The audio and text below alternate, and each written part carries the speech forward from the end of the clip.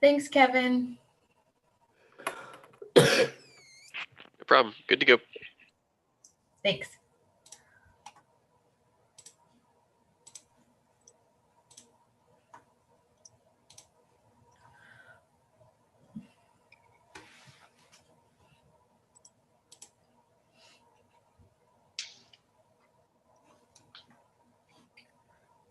Hi, Leslie. Hey, Emily. Thanks for color coordinating with me. Yeah. Hi, Dr. Pexton. Hello again. How are you? Good. Just to let you and everyone else know, I have this screen share up. We are live on YouTube, and once we get closer to start time here in just a couple minutes, I'll pull it down so we can actually see each other. But just want to make sure folks know which meeting this is. Sounds good. We got a lot this month.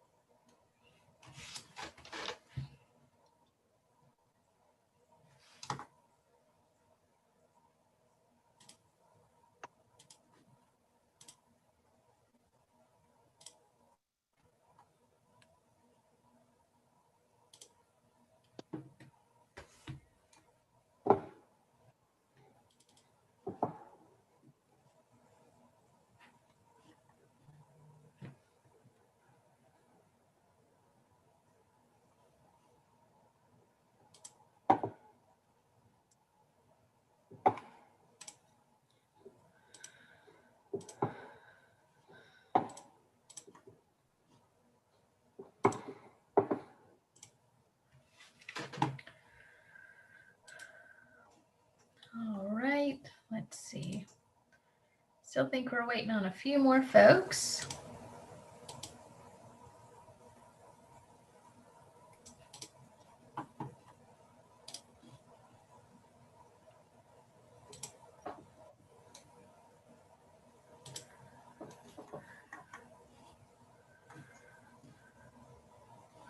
All right, I'm going to go ahead and stop the screen share so that we can actually try to see everybody.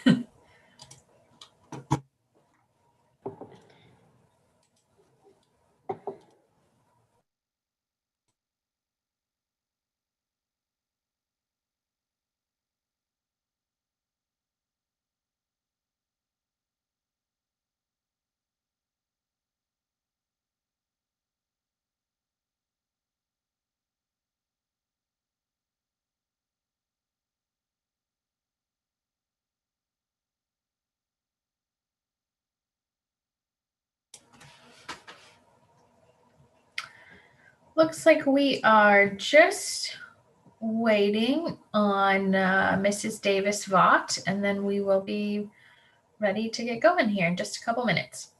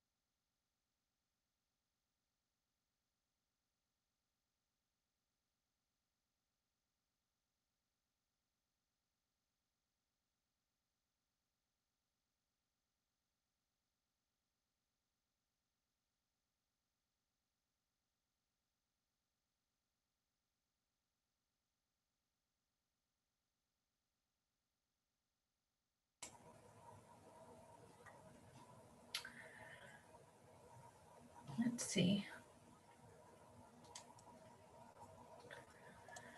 So I know, Dr. Paxton, I know that Dr. Wilson is not able to join us, at least for the start, but I have not heard from Mrs. Davis-Vaught about not being able to join. Susan, this may be a question for you. I think this is a 4-4 committee or 4-person committee. If we have 2 members, are we still able to get started, or do we need to wait for Mrs. Davis-Vaught to join?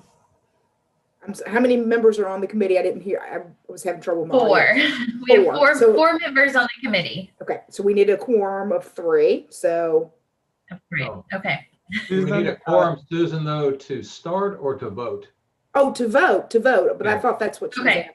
No, I think Okay, we can sorry, start the meeting without voting on anything. As long as you don't And vote. we don't have anything to vote on today. So I think we are good to go, Dr. We Paxton. cannot adopt the minutes, but other than that, we can Right. move forward. No votes. Okay, great. So we'll just go ahead and get started if that's okay, Emily. Absolutely. Okay, good. Good afternoon. Thank you everybody for joining us today for a meeting of the special committee to review the standards of accreditation. Hopefully you guys have been taking full advantage of this beautiful weather we've been receiving over the past week. We had a little bit of rain, I know, in my area yesterday, but aside from that, I feel a little spoiled. I think President Gecker mentioned it in our executive meeting, how it'd be nice to go sit outside and hold this meeting outside. But anyways, I'm hoping you guys are taking advantage of how beautiful it is, and sitting here staring at it out of the corner of my eye, being a little envious. But so we're meeting today rather than on our usual Wednesday afternoon to allow the full board to meet for our annual retreat tomorrow. I will note that the board does plan to meet back in person starting in June, and we will be releasing more details about those in-person meetings as we get closer to those dates. During today's committee meeting, we will continue moving forward with our committee work plan based off of our November 2020 discussions. So first up, we will receive a presentation from the BDOE staff on student discipline and disproportionality. And this presentation will provide information about BDOE's current and future measurement strategy for discipline disproportionality. Following that presentation, we will hear from Dr. Leslie Sale on the potential changes to graduation requirements and have a discussion on possible options for consolidating the standard and advanced studies diplomas. I know the committee has been looking forward to both of these topics and are likely to be eager to engage. At the end of the meeting, I am going to do a kind of a summarizing review of all of the topics that the committee initially identified of having a level of interest. And I'll go ahead and plant the seed now that I am going to be looking for any kind of feedback of following these presentations, what additional information we might need to still consider before we move towards making some final recommendations, if any, come later this summer. So just to confirm before I move on to introducing our first speaker, just want to confirm that we do not have Ms. Davis-Vaught to do a motion to approve minutes. Dr. Paxton. Just joined. Okay, great, awesome. So that being said, I would like to ask if the committee members have had a chance to review the minutes from the March 17th, 2021 committee meeting. Yes. And if so, can I get a motion to approve or amend the minutes? So move to approve the minutes.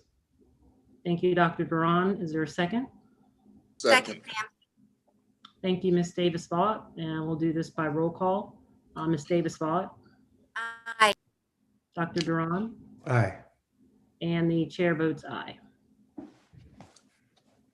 Okay, so first up on the agenda is the presentation on discipline disproportionality.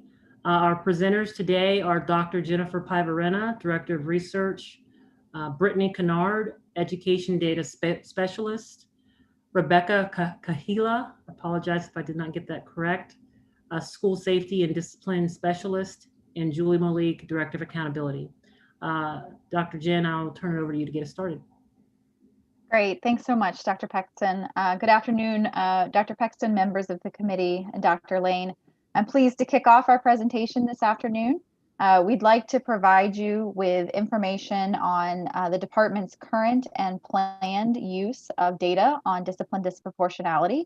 And we thought this information would be useful to you as you consider recommendations that you received last month from the African American Superintendent's Advisory Council on Discipline Disproportionality. And I believe Emily is going to bring up the slides. Yeah, Jen, I'm trying. I'm not sure where all of the presentations are pulled up, but they're not letting me pull them up. So Okay. I can keep talking if you'd like. I can pinch hit. I think I have the right one. Yeah, Julie, if you can, let me try one more time. Like I said, Okay. I have everything pulled up and nothing is showing for me to actually share. So Julie, if you're able to, that would get us started and let me figure out what the issue is. All right, let's see if I can make that happen. Hang on just a second.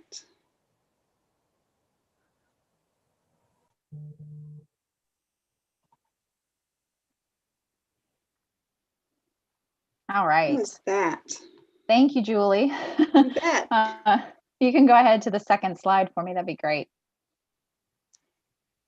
All right, so as you can see from the offices that are listed here on the slide, there are many pieces of the department that are engaged in the work on discipline disproportionality. And the charge of this working group in particular is to develop and implement a measurement strategy that guides the department's reporting of exclusionary discipline and discipline disproportionality. The goal of any measurement strategy is really to speak with one voice on this issue. So as you will see from the presentation today, there are several strategies that we are currently using to measure discipline disproportionality. And there are several use cases that we'll also review of that data. And we do have a new data collection being implemented next year. So we want to take an opportunity through this working group to address head-on any confusion around the definition or calculation of discipline disproportionality and be consistent in our messaging about this critical topic. So next slide. To that end, for today's presentation today, I will define a couple of terms, go through some common calculations with you, and then describe a few ways that we already report on and use discipline disproportionality. Then I'm going to turn it over to my colleagues, Brittany Kennard and Rebecca Kahila, to talk specifically about the very near-term changes to our data collection that will impact how we talk about and report on discipline disproportionality. And then following that, Julie Malik, our pinch hitter for today, will talk about future considerations for accountability in Virginia as well. So next slide. So that we start with the same understanding, I do want to take a moment to define exclusionary discipline and discipline disproportionality as separate concepts. So exclusionary discipline includes any type of school disciplinary action that removes or excludes a student from their usual education setting. And when you see this reported, you're often hearing about out-of-school suspensions and expulsions, which are examples of exclusionary discipline. But those examples are really just the tip of the iceberg when it comes to exclusionary discipline. Exclusionary discipline can often include, but is less consistently reported, things like removal from class, alternative placements, and even disciplinary sanctions where instructional services are offered. So exclusionary discipline is a pretty wide umbrella, even though we often see just suspensions or expulsions most commonly reported for this category. Next slide. So you're probably familiar with the phrase school to prison pipeline that's often used when discussing exclusionary discipline. And you may have heard anecdotes, for example, a student who is suspended from school, they have sort of nothing better to do with their day, so they end up getting into some kind of trouble. And so while that does certainly happen in some cases, the research suggests that the pathway from exclusionary discipline to juvenile justice involvement is not a direct line, but really something that is mediated by this sort of growing, culminating sense of disengagement from school. So if you picture a snowball sort of rolling down a hill here, The snowball starts to form around this cycle that you see on the left-hand side of your screen of certain students not feeling welcome or not feeling comfortable in school. They may display behaviors that are not consistent with being a good student. I put that in quotes. And then they end up being punished or excluded from the classroom, which creates this general sense of disengagement, this idea that school is not for them. And so over time, that disengagement begins to display itself through poor achievement, through absenteeism, through the risk of dropping out, puts them at greater risk of not graduating, and even greater risk of involvement in the juvenile justice system. So when you think about this cycle and this context, it's a bit easier to see how even removing a student from class repeatedly can potentially aggravate some of these negative effects. The next slide. So discipline disproportionality is when any group's representation in a particular category for a particular outcome exceeds expectations for that group. It's really an indication that something is off balance. And you can see an example of disproportionality in Virginia, and you've seen this statistic before as well. Black students comprise about 22% of our total student enrollment, but 54% of all students suspended. So again, this idea that something is out of balance here, and we generally think of disproportionality as a symptom of a larger problem. So next slide. So this one's a bit busy, but I want to talk through just briefly some of the research that indicates what factors contribute to disproportionality, and two factors that are often cited as contributing that actually do not contribute to disproportionality. So focusing on the left-hand side, the model there. So if disproportionality exists in any setting, there are generally 4 stones, if you will, that you would overturn to get at some of the root causes of that disproportionality. And that's not to indicate that there's one single solution or one single cause to disproportionality. There's a lot of overlapping context here. But generally, when we're thinking about policies, we're primarily thinking about student discipline or student code of conduct policies that are created with good intentions, but can inadvertently have an impact on certain groups of students. Zero tolerance policies are a good example of this. They've been shown to increase the rate of Black students suspended. They were very popular at one time. They are now fading out of popularity, and student code of conducts are moving away of that in favor of other alternative policies. And a little bit later in our presentation, Rebecca and Brittany are actually going to talk to you about the board's model guidance that you issued in January of 2019 around this topic specifically.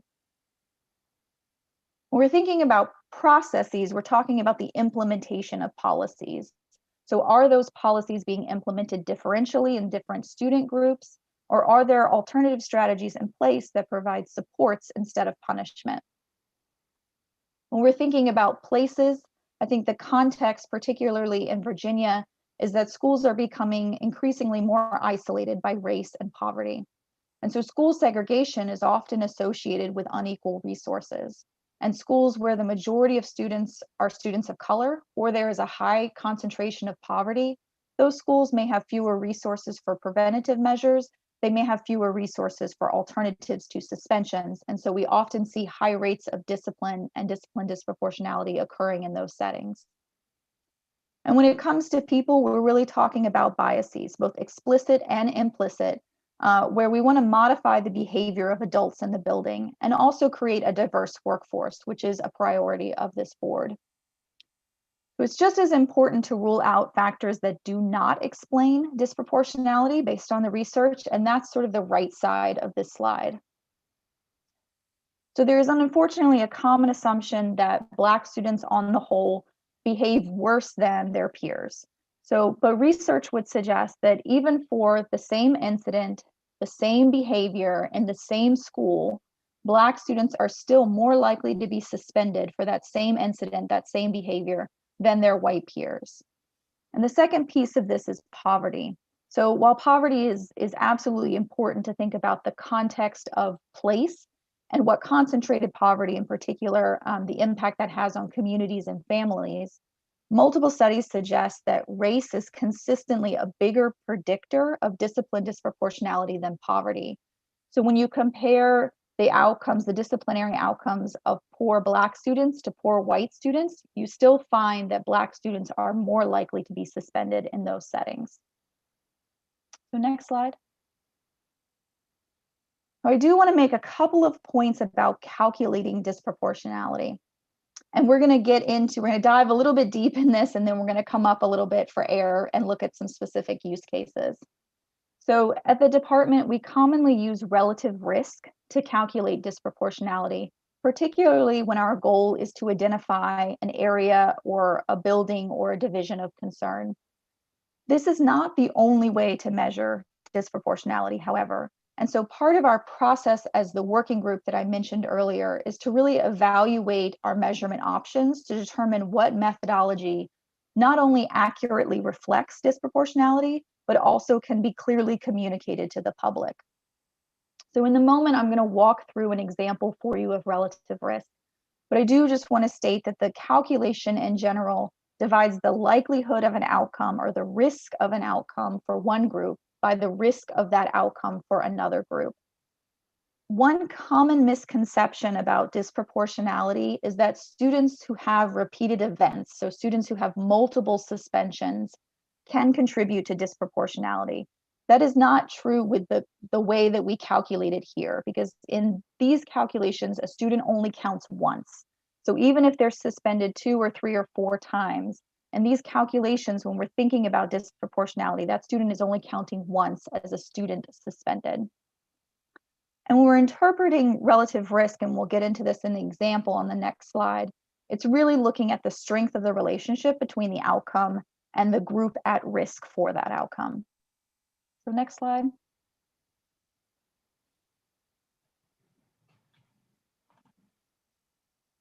Okay, so here's a pretty straightforward example. I think it sort of helps to make it a little concrete when we talk about relative risk in particular.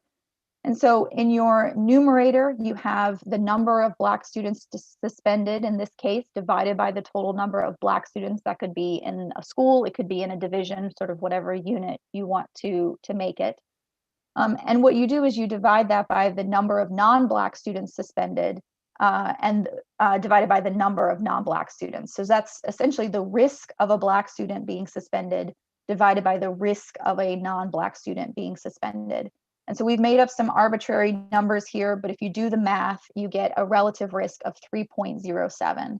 And so we would interpret that by saying Black students in this school or in this division are 3.3 times, you could round, 3 times as likely to be suspended compared to non-Black students. Next slide.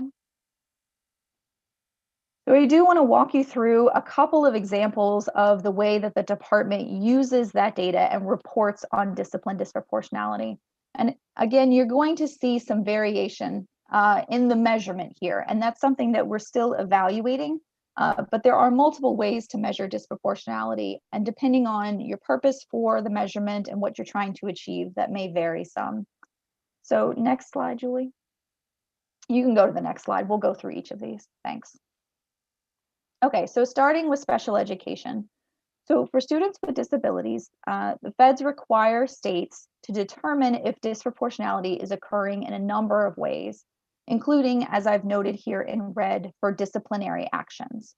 So if a division is identified for discipline disproportionality among students with disabilities, the feds then require that school divisions set aside a proportion of their special education funds for additional services. Next slide. The federal requirements and the federal guidance say that the methodology that we use in this case has to be reasonable. And so it's pretty broad, and it's really up to the states to decide. For Virginia, we consulted with our stakeholders, and we do use a relative risk, as I showed before, for this calculation. And the threshold was also selected in part based on feedback from our stakeholders, so that divisions that have a relative risk of 3.0 or greater for 3 consecutive years would be identified under these rules and would be required to set aside part of their funds to address this particular issue. I do want to mention that we do have a set of rules in place here to consider group size, because relative risk can be influenced by the overall demographics of schools and divisions. So depending on how the population is distributed, there are some concerns there with just how accurate relative risk can be. And so we take that into consideration for this. The data source for this is the Discipline, Crime, and Violence collection. That is a collection that through this school year was our primary source of statewide information on school discipline. And my colleagues, Rebecca and Brittany, are going to talk about how we're transitioning away from the Discipline, Crime, and Violence collection, not only how it's different, but also why we are moving in that direction. Next slide. So discipline data is also central to our Virginia tiered systems of support. So this uses a framework that encourages data-informed decision-making for divisions and for schools to tier supports for students. So at the state level, discipline data are often used to measure project goals and outcomes. And at the division level, the data are used to develop supports and to identify students in areas of need specifically. Next slide. So in this use case, discipline data that's used by the Virginia tiered systems of support goes beyond just suspensions to also examine office discipline referrals. So office discipline referrals are sort of the below the waterline part of the iceberg that we often don't talk about when it comes to exclusionary discipline because it's not consistently reported statewide. But it could be a key indicator, particularly of disproportionality. So instead of using the statewide collection, the Virginia tiered systems of support relies more on schools and divisions to provide detailed data on disciplinary actions so that they can work more closely with those school divisions in response to the data that's available. Next slide. So just want to reiterate here that VTSS in particular, our Virginia tiered systems of support, uses discipline data in multiple ways. From high-level annual reporting to supporting specific school division teams to programmatic decisions at the state level. It's really embedded within this model of supporting and tiering supports for students. Next slide. What I think may be of interest to you as well is where we report this data publicly and how it is reported. So we have several public reporting tools that provide data based on, again, that statewide discipline, crime, and violence data collection. So one of those is the Safe Schools Information Report. So this allows users to pull suppressed data in an analyzable format directly from our website.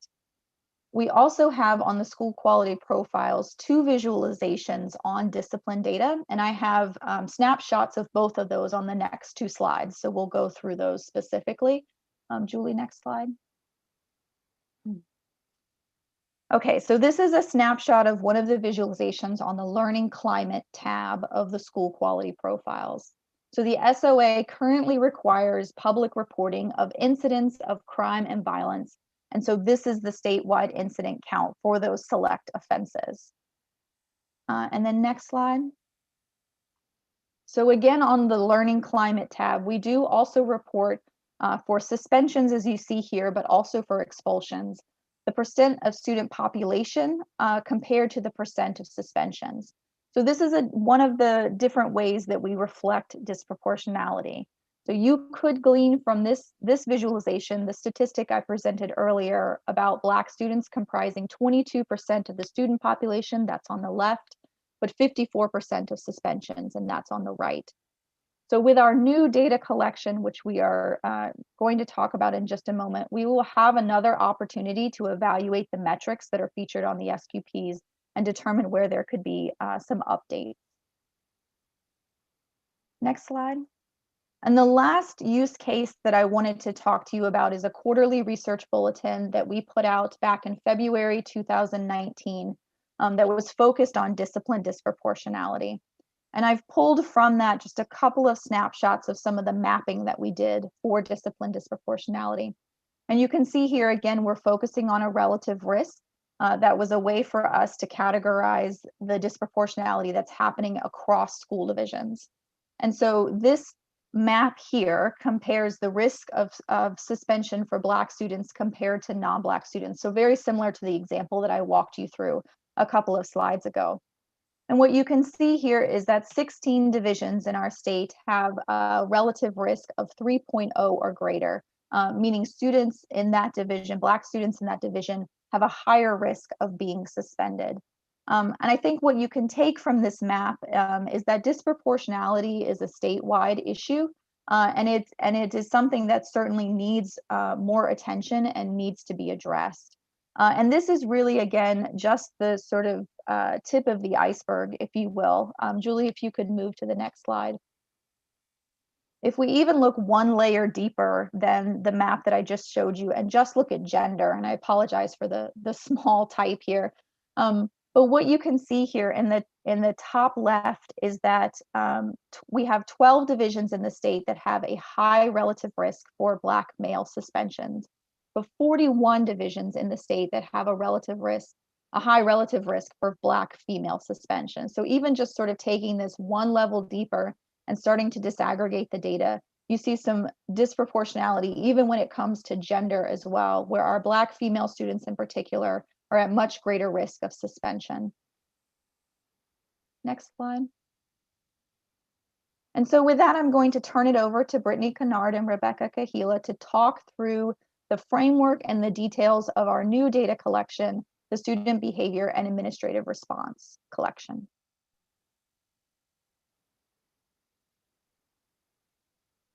Thank you, Jennifer, Dr. Lane, and members of the board. If we could go to the next slide, please. So the SBAR, as it's come to be known, Student Behavior and Administrative Response Data Collection, will inform practice to improve opportunities and outcomes for students. It is based on the document that Jennifer referenced earlier, which is the Model Guidance for Positive and Preventative Code of Student Conduct Policy. The Model Guidance, which was approved by the board in January of 2019, has shifted the mindset of school leaders to understand that student behavior is communication and that adult responses to student behavior are opportunities to meet student needs and improve the outcomes for all students. And the SBAR data collection is designed and intended to support that mindset shift with valuable data. It will measure not only what the student behaviors are, it will also measure the adult practices for responding to those behaviors. The SBAR data will provide school leaders with information to understand what kinds of discipline sanctions, academic supports, and behavioral interventions are working to help students stay in school and on track to graduate. They'll also be able to identify those that are not working. Because what we measure can inform change, it's very important that we start to measure more than just disciplinary exclusions. DCV told us about those exclusions and highlighted that we have a disparity in the use of exclusionary discipline. But we missed a lot of other data about what we were doing to help students and how schools were responding in ways to keep students in school to help them change behavior. And so SBAR is intended to refocus and change that lens. We could go to the next slide, please. So just to give you sort of a comparison between the two data sets, discipline, crime, and violence, just from the title alone, you can tell that it's very heavily relies on describing student behavior using a lot of times Virginia criminal code. It's focused on crimes, on punishment. It's a record of exclusions when we suspend or expel students. The student behavior and administrative response data collection is intended to take a more restorative approach. It will require administrators to look at student behavior and describe that behavior in ways that are not related to crime, and then to ask the question, what harm was caused by the behavior, so that an intervention can be planned for that student to change the behavior so students can be included in the school. So it's more a record of responses and various responses to student behavior. Next slide, please. So Jennifer showed you a little while ago the report on the SQP about all of the different kinds of behaviors, behaviors against staff, against students, weapons possessions. SBAR will collect data in these categories, and administrators will use these categories to make decisions around what interventions are most appropriate for students. Because these behavior categories can inform also improving school climate. So for example, a school shows that they have a lot of behaviors in category A, behaviors that impede academic progress, they may want to spend some time with their staff working on classroom management. Whereas if they have a lot of behaviors show up in the category C or relationship behaviors, they may want to focus more on some explicit instruction in how to get along and how to work with others and things related to those social emotional learning skills. So it's very important that we are going to be able to look at data in terms of the impact student behavior has on the schools, and that we're going to be able to focus more on school improvement using this kind of data. Next slide, please. Brittany is going to talk to you about the change in the response lens and what we're going to look at in terms of responses to student behavior. Thank you, Rebecca. So once an administrator identifies the behavior, they can then choose a response for that behavior based on these three categories, but are not limited to just one. The categories are discipline sanctions, behavioral interventions, and instructional support. The discipline sanctions collected are no longer just exclusions. We include many alternatives to suspensions and can now capture those when we couldn't before. Those include things like loss of privilege or assigned community service. The behavioral interventions will show us what a school is doing to support the student, such as making a referral to support teams or a counseling service. So these are things that divisions already have in place, but now we're able to capture and collect that data. With the additional collection of the instructional support, we can now see what supports are put in place to maintain academic progress for students, like a change in placement for a student with an IEP or an additional instructional service provided. This data allows us to look at the opportunities we provide for students through these behavioral interventions and academic support. We will then be able to measure the effectiveness of alternatives to suspension, including alternative education placement. We can then begin to measure the efficacy of those responses, and we'll have real data to show us if those responses and supports are working to change the outcome of that student behavior. This allows us to study equity in responses beyond just exclusionary discipline and view equity through access to support. Next slide, please. So a change in the data collection results in a change in public reporting. We'll be replacing the Safe Schools information report with a query capability. It's called a build a table tool, much like what we use now for membership on the VDOE website. We also plan to develop a division equity report, which divisions can use to analyze their data. And we're in discussions on what this will look like on the school quality profiles. Next slide, please. So now the real focus is on calculating discipline disproportionality. With the implementation of SBAR, VDOE will be able to focus on informing practices through more student-based data and using these discipline sanctions, standardize the definitions and calculations, and create consistency in communication and definition. Thank you. Okay, thank you, Brittany and Rebecca. Now, and Jen, I'm going to take us now into some considerations for accountability. We think that we know this is kind of how this discussion got spurred and this group got together to really understand what has been happening for quite some time and the plans moving forward and how all of this may or may not fit together. So just as you recall, last month, the African American Superintendent's Advisory Council presented a recommendation to include discipline disproportionality as an indicator in the state's accountability system. In addition to this, as we did some research, we noted that in 2019, the Mid-Atlantic Comprehensive Center released a policy brief and also recommended that disproportionality in school discipline could be integrated into state accountability systems. It's very important, however, that within that brief, they also recommended a few other things which have been discussed today, such as to build the capacity of districts and schools to analyze and use school discipline data effectively. And I think you heard through the presentation with Rebecca and Brittany, we are on that path.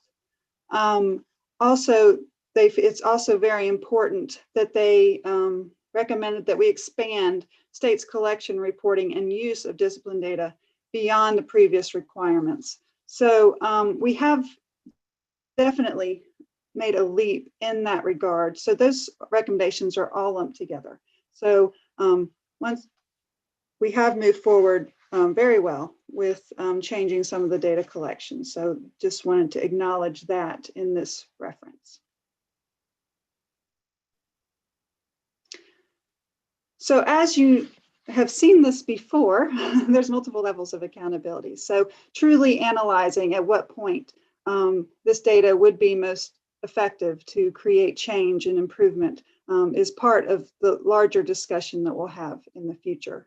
But as part of our research, VDOE did reach out to the Education Commission of the states to determine what accountability models were across the nation that included discipline disproportionality specifically. Their research returned to us that 4 states use discipline data in their federal accountability models. And it's important to note that the Education Commission really only looks at the federal models, just as a side note. So there are actually 4 states that use discipline data in accountability models. But it's important to note that they are not discipline disproportionality measures. They are in reference to suspensions and exclusions. And I think it's important to note some of those other discipline measures that Brittany spoke of. So it's not just about suspensions and expulsions as we move forward. So let's just take a look at those 4, just so that you have an idea of what is currently taking place across the nation. 2 of the states, Iowa and Rhode Island, they use discipline in, it's a little bit of a different system than what Virginia uses, where they take a bunch of measures and they aggregate it and crunch some numbers and weight it appropriately. And the end result is some bottom line number, which then usually translates to like an A through F grade or a star system. So again, Iowa focuses on suspensions and expulsions as a group. And it's actually combined with other measures to again, it gets weighed into the accountability model for that final rating. Rhode Island looks at number of out-of-school suspensions per 100 students, which is another measure, another way to look at discipline. And again, it's then rolled into their overall star rating. There's 2 states that are more similar to Virginia in that they have different, the accountability model is they have different indicators, and within those indicators, they assign performance levels. So California looks at students suspended for how many percent of students aggregate that were suspended for 1 full day or more. And then they place it on a performance level, and then they report out in that manner. West Virginia kind of has the flip. They actually evaluate students that receive 0 out-of-school suspensions within a school year. And then again, assign a performance level off of that data. But once again, none of these focus on discipline disproportionality, which I believe has been the input from our various stakeholders as what we believe is a true and perhaps a more appropriate measure as we move forward with this work. And we look forward to moving forward as such. I'm now going to pause and see if there are any questions from the group.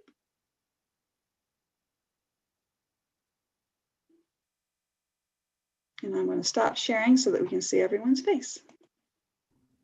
There it is. All right, great. Thank you very much for that presentation. So again, to Julie's point, are there any questions or comments from committee or board members? Mr. Swan? Yes, thank you so much for the presentation.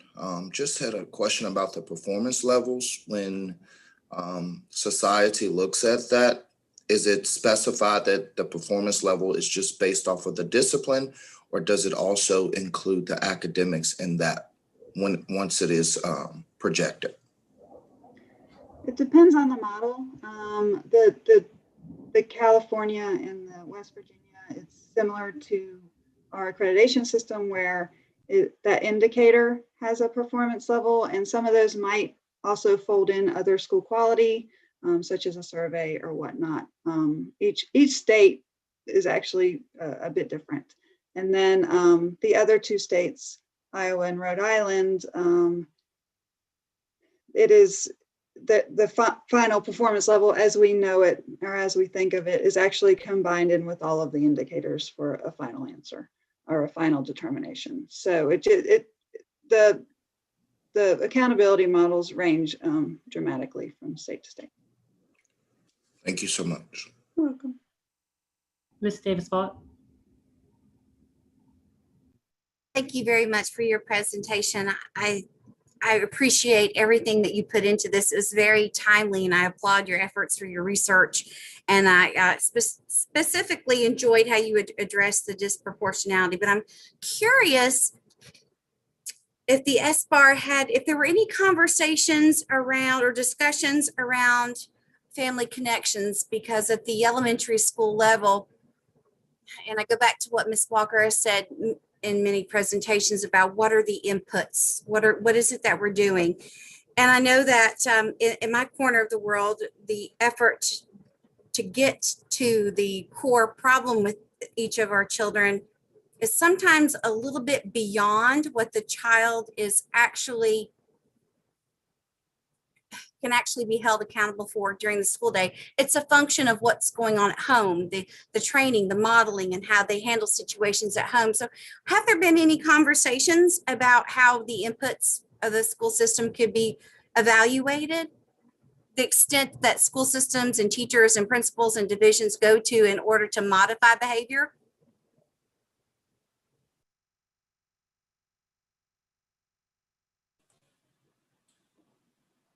I can try to answer that question for you. A lot of the things that we'll be collecting in terms of behavioral interventions include things like parent contact, parent conferencing, use of community resources like community service board counselors, student intervention teams, and those kinds of responses. So that on the DOE website, there is an SBAR page that lists all of these different types of interventions that school divisions will be able to report to us, and they will be able then to measure their own success or their own use of those contacts with families and resources. So that is a part of that data collection. Thank you, Rebecca. Okay, Dr. Mann, I believe you have a question as well. Thanks so much, Dr. Paxton, and thanks so much for the presentation. It was very informative. I wondered about the methodology that's being used to measure disproportionality and this new way of understanding the behavior lens, opportunity lens, this new framework. And I'm wondering, does the relative disproportionality methodology change as a result of this new framework for looking at a different data set? I think I didn't clearly understand that. And then I just wondered, when you look at the way you're measuring disproportionality, relative disproportionality, is that pretty common across common? I got to use that in quotes when I just heard you say only 4 states even look at discipline from a federal accountability perspective. So I was curious to what extent the method reflects the way many other states try to measure and wrap their arms around this. And then again, does that methodology change with the new ways in which you're talking about looking at behavior and opportunity? So if you could just clarify those things, that would be terrific. Sure. Thanks for the question, Dr. Mann. I'll attempt a clarification and then ask my colleagues to jump in if I mess this up. But I think, to your first question about does the methodology change with our new collection? I think the methodology that we choose to determine disproportionality, whether it's relative risk or something else, may stay consistent. But what's going to change is how we feed into that, or what sort of measures feed into that disproportionality. The advantage that the SBAR gives us, particularly when we think about disproportionality, is that it's going to capture more behaviors that lead to exclusionary discipline than what we have now. So primarily what we use now is suspensions and expulsions. That's what we get statewide. But the SBAR collection will also give us removals from class. It will give us alternatives to suspension, even if they include instructional services. And it gives us some other options there that we know school divisions are using when it comes to exclusionary discipline, but we don't have a way to capture them now. So when we think about the differences there and the transition that we're going to make between the collections, I would say that our definition of discipline disproportionality is going to broaden significantly, but I think the way we calculate it may be very similar. I think your other point about, is relative risk common? Is this sort of the right approach? There's actually quite a bit of debate on this. I think you'll find that most states are reporting either rates of suspension or they're reporting a similar statistic to what we use on the school quality profile, which is a comparison between sort of the percent of the population and the percent of students that are suspended. And that's primarily because those are relatively easy things for especially a public audience to understand. When you start talking about relative risk, like the translation of that is very tricky and can be, I think, a little more difficult to describe and for folks to understand. So there are multiple ways that we could think about this, whether we want to continue to move down the path of sort of relative risk. There's also a methodology looking at the gap in discipline between student groups. So that's maybe something that we also try and pursue. I think there are probably sort of a 4 or 5 options for us here, but I would say relative risk is not necessarily the most common. I think what we typically see, at least from a state reporting perspective, are either rates of suspension or a comparison between the suspensions and student populations. And if that didn't answer your questions, let me know. No, that's very helpful. Just one quick follow-up, and then I'll yield to others. I see other hands up. When I looked at the category on the SBAR of the behaviors, not the opportunities, are you envisioning that there's going to be guidance on, they seemed very qualitative, like open to judgment in terms of how you think about what makes sense in one box versus another. And I was just curious about that. And thank you. Your response did help me on the first 2 questions. I appreciate it. Yeah, absolutely. And so for the SBAR collection, and Brittany, please jump in if I don't get this quite right. I think what we presented to you was probably the highest level of information that we could. And so underneath each of those buckets are specific codes that we're asking school divisions to report to us where those behaviors have been defined. And so what we know based on the discipline, crime, and violence collection is there was a whole lot of subjectivity in terms of what school divisions were reporting where. And we've tried to clean that up tremendously in terms of SBAR being very specific, much more specific about the behaviors we're looking for. And Brittany and her team have also been providing a great deal of training to school divisions as well, and webinars on this and addressing those questions in advance. We actually had a bit of a benefit here, if you can call it that, where we were anticipating SBAR would have been implemented this school year, but because of COVID, we delayed it. And so that has given us, a silver lining, if you can think of it that way. It's given us an additional opportunity to provide support to school divisions prior to the implementation of this system, particularly thinking about the definitions that we're putting forth around the data collection in particular. Just want to make sure, Ms. Holton, I saw your hand up and then I didn't see it up. Or did you get your question answered before I move on to others? I do have a question, but I want to defer to the committee members first. So, gotcha. I was trying to go in the order of the hands, but thank you. We'll go to Dr. Duran. Thank you, Chair Pexton. My question is really more of a technical one. I'm not sure who could answer it in terms of next steps, and I'm speaking just as myself, one board member. But I think that, when we look at ESSA requirements, and there is the requirement that there's at least one non-academic indicator that we would use for accreditation. And discipline is certainly one that 4 states that you described are doing. I think that discipline disproportionality, and again, just speaking for myself, is a much better non-academic indicator to gather the information we're trying to gather from our school divisions to help our school divisions and classrooms improve around equity than the one we do have, which is chronic absenteeism. And we heard that from many of our speakers in previous panels about chronic absenteeism and a concern with that being an indicator. And yes, it's not saying that we don't support students being in school, but again, using the indicators in a way that I think will help us as a Commonwealth.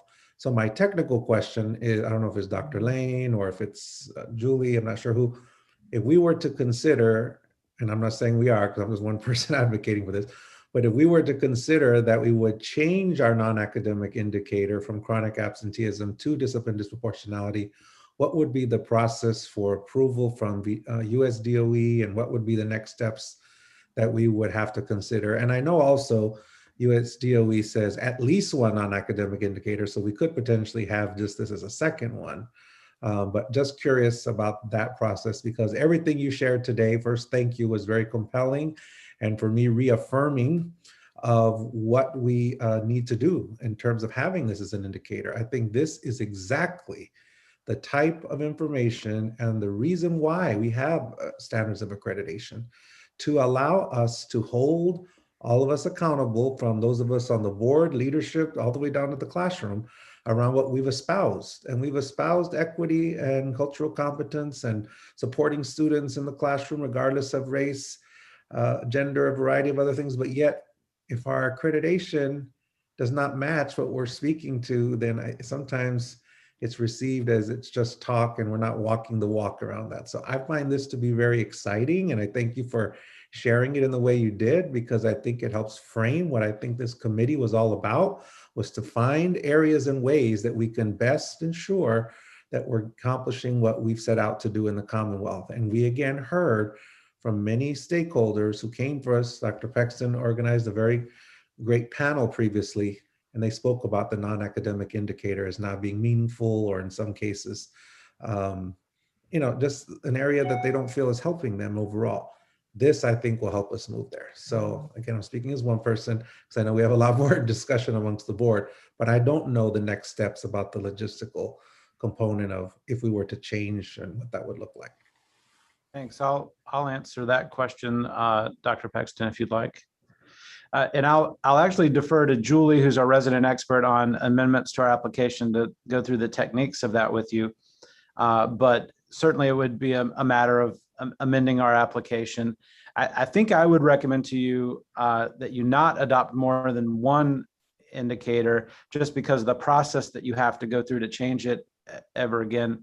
But you can always add factors to your accreditation indicators without having to go through the federal government. But Julie, if you want to talk through the amendment process.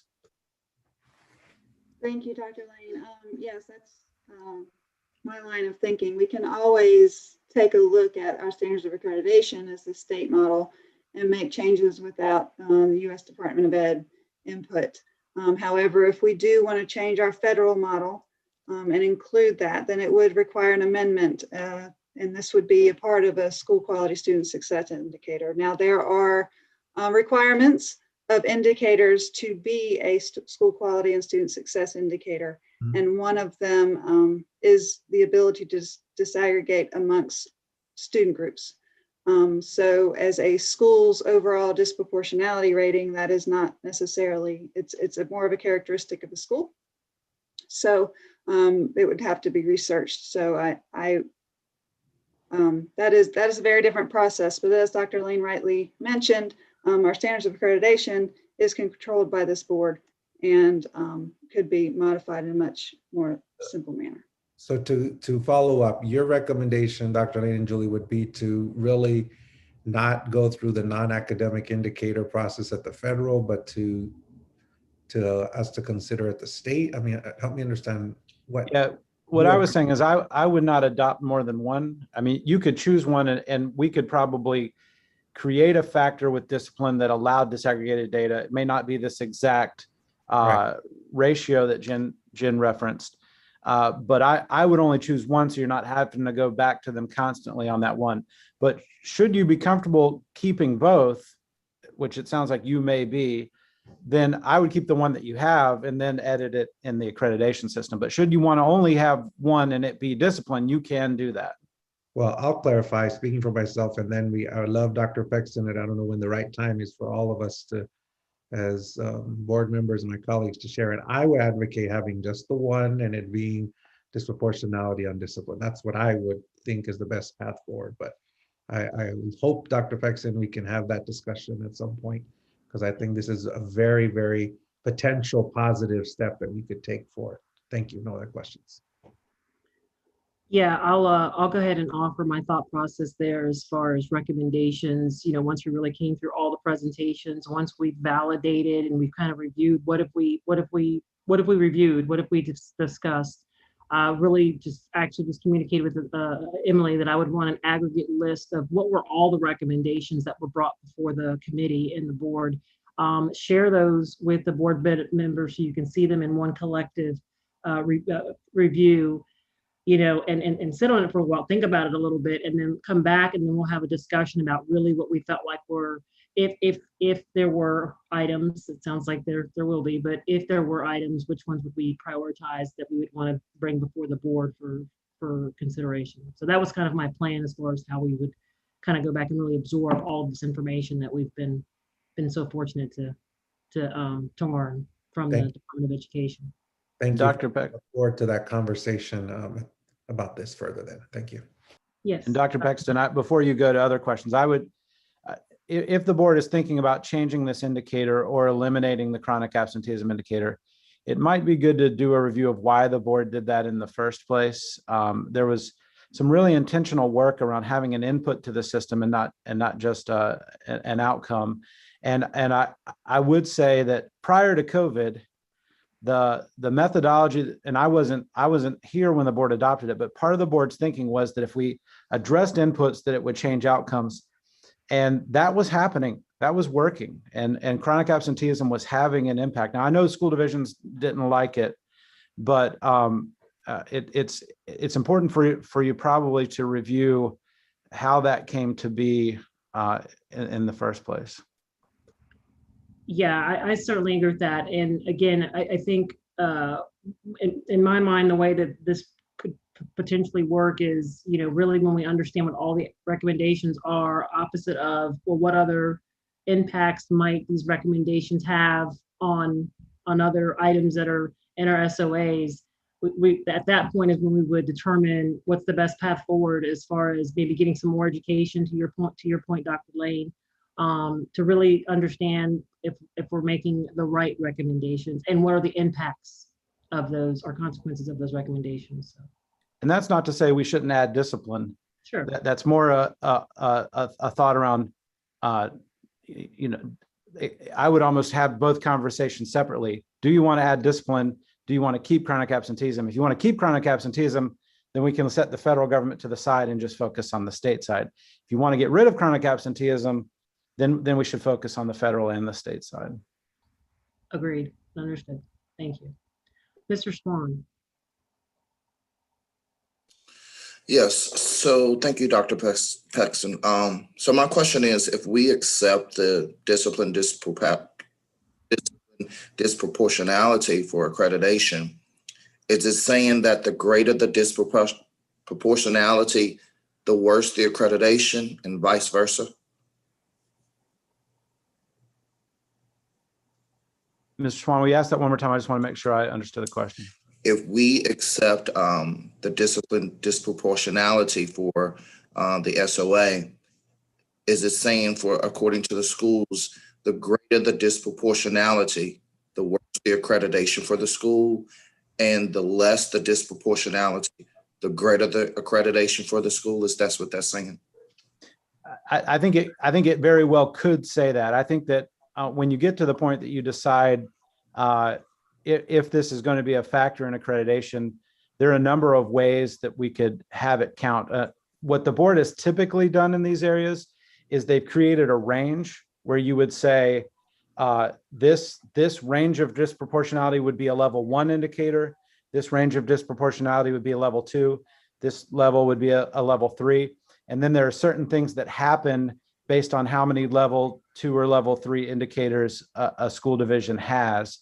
And so it would probably be more range-based if I had to guess, but I think once we have a better sense of the board's interest in this specific factor, we can create some structures with you around what that might look like and how it might count in the model. Thank you. Ms. Holton. So first, just a quick follow-up to, I'm not sure where Mr. Swan was going with that, but one thought you provoked for me, Anthony, is this is just a very complex area. And so if we, as you suggest, were to penalize schools with respect to accreditation based on disproportionality, God forbid anybody should game the system, but if they could just start disciplining the white kids more, it might not necessarily get you the outcome you wanted, or the women more, if they're girls more, et cetera. So that leads to my major comment, which is I think it's really terrific to see the department doing good work around collecting more data, collecting more consistent data, and using it in a transparent way, both to further research and to inform schools, to help schools understand where they stand, and to direct resources to help intervene with schools where necessary. I'm nervous about adding it into accreditation when it's such a confusing area and complex and new. And I'm also, and this I am actually leading up to a question for the panel. I'm also curious when we talk about new indicators. Sometimes new indicators are literally just piling on old indicators. So what does this data tell us that would be any different from what we already know based on, we already know that, frankly, students' academic outcomes, schools' academic outcomes can be pretty well predicted by their poverty demographics. If you take a school's poverty demographics and combine what we know about teacher inexperience, does it really predict anything? Does it tell us anything new to add this disproportionality data in? So just looking at your chart on the disproportionality data, and that you've highlighted it by counties, not by schools, I understand, but would it identify any schools as challenging that would be different from the schools who are already identified as challenged for accreditation with the other existing indicators? And if not, and I suggest that there may not be basically the same schools that have trouble on academics are the same schools that are going to have trouble on behavior, because so much of it goes back to family issues and to the fact that we have given those schools so much. We haven't given those schools adequate resources or other supports to be able to hire, to attract and retain great teachers. If you take the teacher demographics and the student demographics, that's sort of dictating the results on all these different categories. So, what new does it really add? And I would love to see that data at some point if we could, if we used a discipline disproportionality metric? Would it really identify as needing intervention in each schools that were different from the ones we already know needed intervention? Sorry for my very long-winded way of saying that. I'd like to address that a little bit if I could, because SBAR doesn't just measure discipline disproportionality in terms of suspensions and expulsions, which is where we're used to looking at it. It will also measure the opportunities that we provide students to change their behavior. So we're measuring what behavioral interventions schools are using, what resources are they applying to help students change behavior. And we've never, to my knowledge, never collected that kind of information. I think it will inform us as practitioners as to what is working, and it will also maybe highlight some areas where those resources are more needed, where there aren't enough school counselors, where there aren't enough programs for addressing families. It might even inform Department of Social Services as to where families need more resources. So I'm a dreamer and a big thinker in those ways, but I hope that that's the kind of information that we can get out of this, and that it won't just be what's their disproportionality in terms of suspensions and expulsions, but also what's their disproportionality in terms of access to resources.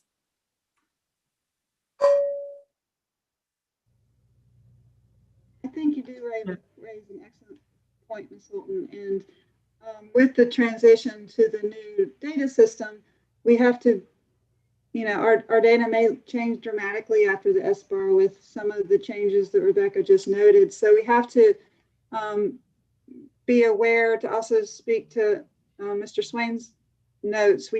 We have to move forward in determining those metrics, as Dr. Lane said, in a careful manner, and to really evaluate the impact. And if it is just adding another layer to schools that have already been identified, I think those are all great points that would need to be evaluated in a deep dive before any true decisions might need to be made.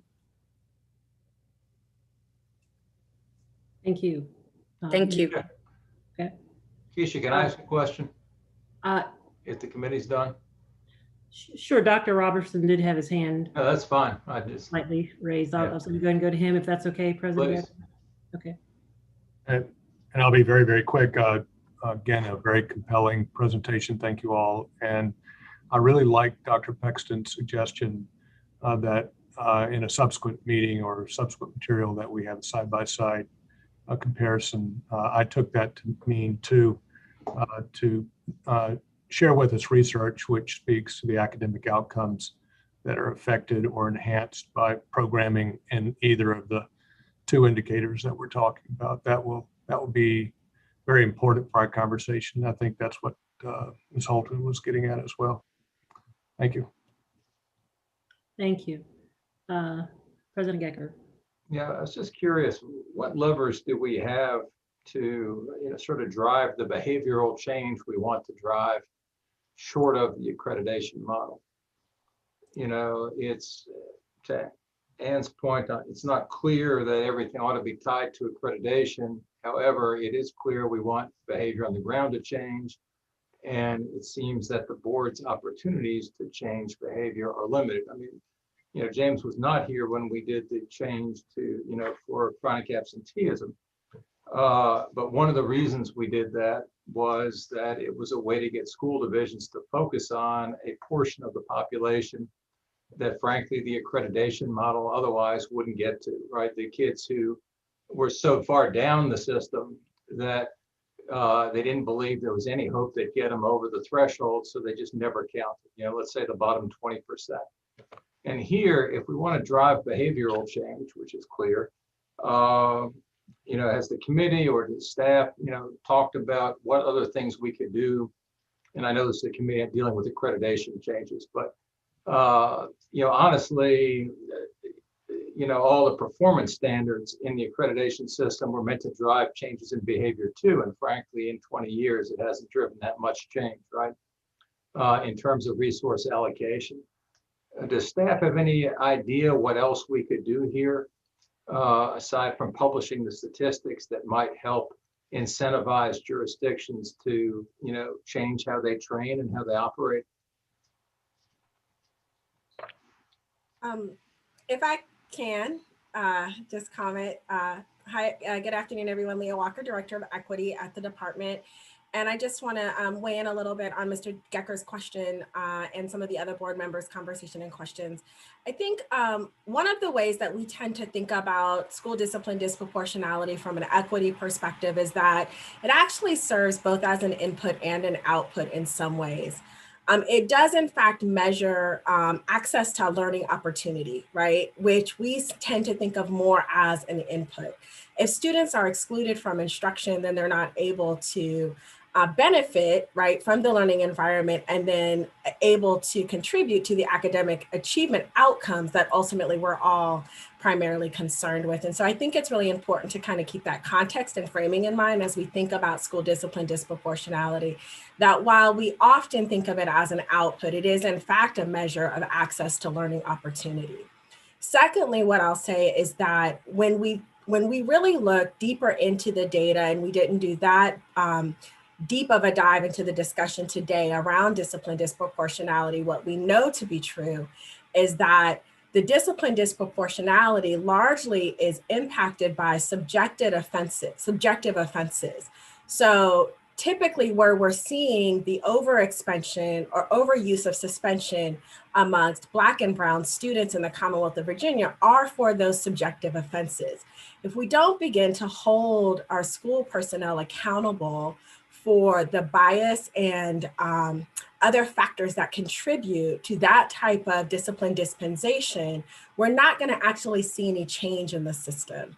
So we've been measuring and reporting school discipline disproportionality for many, many, many years. And in fact, in the last several years, the department has placed an increased emphasis on the reporting and created greater transparency just in the fact that we now display the data, right, as proportion in a proportional way, like the percentage of student population versus the percentage of student suspensions represented. That was a new way of reporting that data that was added a few years ago.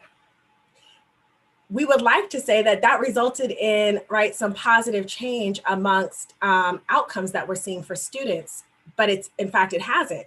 What we are seeing is that discipline disproportionality has continued to rise in the state, despite all of our efforts in increased transparency and using the bully pulpit and sort of all of the other levers that are available to us as an SEA and as education leaders across the state to advance the conversation and dialogue around the impact of school discipline disproportionality on access to learning opportunities for all students. And so I wanted to just provide that comment and sort of framing around this conversation, because I think it's really important that as we think about what is the appropriate use of our accountability system, particularly if we think about it with that lens towards equity, we have to really think about, as you said, Mr. Gecker, right, and Ms. Holton said, what are we actually measuring and what is the behavior that we hope to change? And I hope that as we think about this particular mechanism within our accountability system, that we're thinking about the behavior of adults that we're looking to drive change around, and particularly making sure that schools have an incentivized reason to pay attention to the dispensation of discipline and how it is disproportionately impacting certain students' opportunities to access learning. And I'll just add, Mr. Gecker, that you asked about specific levers in addition to the outcomes in the accreditation model, which certainly Leah talked about why that's beneficial very well. I'm brainstorming as you asked that question, so this is not in any way an exhaustive list, but you could create mandates around professional development in certain areas. You could put mandates into the evaluation system. As we go into phase 3, you could create specific regulations over some of these factors. And so there are other levers, and certainly the department has found that the accreditation model is a major lever, and so that's another one because it does drive so much behavior.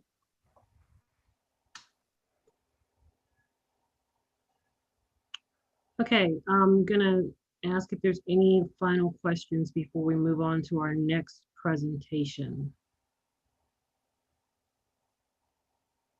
Okay, I'd like to thank Dr. Pivarena and Ms. Kennard, Ms. Kahila, Ms. Malik for just really providing a great presentation on some important information that certainly did exactly what we said, was engaging and very interactive with the board, or of large interest to the board. So we will move on to our next presentation at this time, which was exploring Virginia's diploma and graduation requirements. So next up, we have Dr. Leslie Sale, the VDOE Director of Policy, who will walk us through her presentation about Virginia's diplomas and graduation requirements.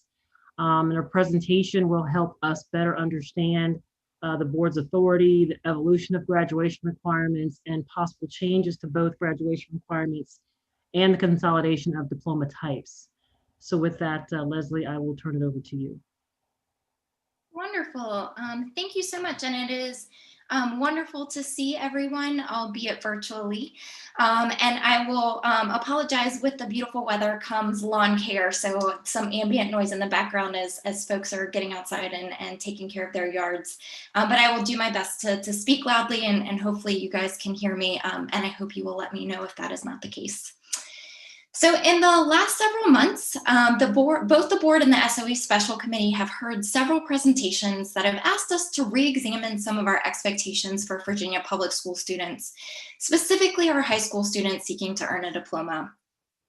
So this presentation hopefully will begin us in our thinking about how we tie together these discussion threads and start to link some of the more concrete proposals we've heard with implications for graduation requirements, like the Virginia Mathematics Pathways Initiative, with some more consideration still in a conceptual stage about how Virginia's graduation requirements might be revised to address opportunity and achievement gaps in the public school system.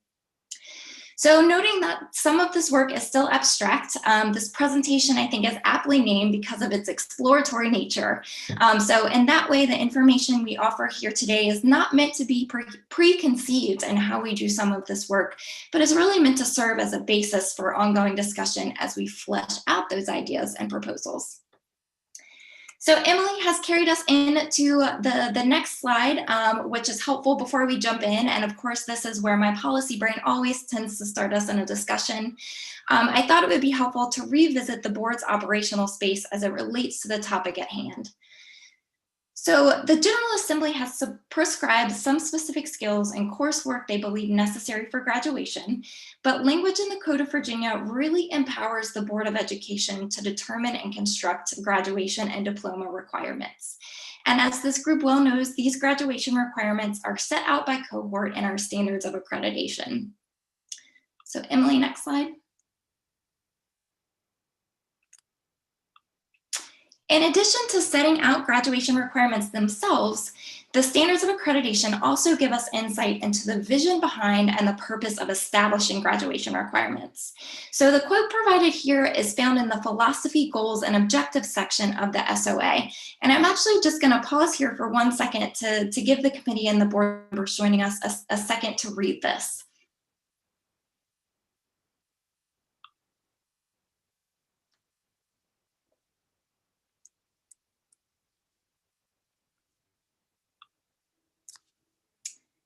And I included this excerpt because I feel like it highlights, in particular, the core values and priorities of the board and its design of graduation requirements, which, as we all know, really centers around the profile of a Virginia graduate. So it clearly emphasizes the 5 C's for us: the critical thinking, creative thinking, communication, collaboration, and citizenship as an essential part of preparation for life beyond high school. And it also recognizes that success after high school can mean any number of things, and it really accounts for student agency in setting these types of personal goals. So regardless of diploma type, the expectation is that every student graduates equipped for such opportunities. Emily, next slide, please. Purpose of the presentation, which I know it might seem as a bit of a buried lead here, that we're just now getting to the purpose of the presentation, but I thought it was helpful to remind ourselves of the board's stated philosophy as well as its goals and objectives prior to thinking about how we advance them in this next phase of discussion. So the topics that we plan to cover today will help us consider ways that the board can further commit to its philosophy, goals, and objectives, which already acknowledge the individuality of student passion as well as student need, and the many paths we might take to not just accommodate, but support both of those things. Additionally, our discussion aligns with how the board understands graduation requirements, which is really a foundation from which students can grow, but should not necessarily create a ceiling or be overly prescriptive for the ways in which a student can achieve. So while some of the topics that we raised today may be considered kind of fundamental shifts in our thinking and approach, I think one of the key takeaways and important takeaways from the previous slide as well as this one is how these discussions we're having here today may fit into what the board has already established as priorities for its work. Next slide. So to hone in a little bit more on the details of today's presentation, as I noted in the beginning, this is about connecting some of our previous discussions and really finding an opportunity, or opportunities rather, that exists at our key point of intersection here, which as we kind of identified it, is how and where graduation requirements can operate as a lever for equity. So first, we're going to start with one of our more conceptual discussions, which is the possibility of consolidating the standard and advanced studies diploma. And hopefully this discussion will allow us to think through how we maintain a rigorous academic foundation in a way that's really equitably serving the needs and aspirations of all of Virginia's learners. And this discussion also responds to a recommendation from the African American Superintendent's Advisory Council in addressing how we might employ graduation and diploma requirements to close opportunity and achievement gaps.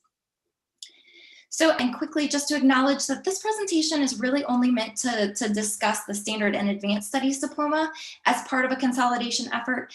But there is, of course, the third diploma option in Virginia, which is the applied studies diploma. And of course, this option we understand is an important piece of the puzzle and how we support post-secondary goals for all of our students.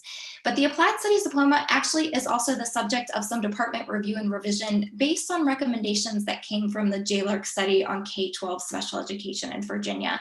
So over the next few days, you'll have another opportunity to hear from staff on about more information and how that work is moving forward and forthcoming related to the feedback from the JLARC studies.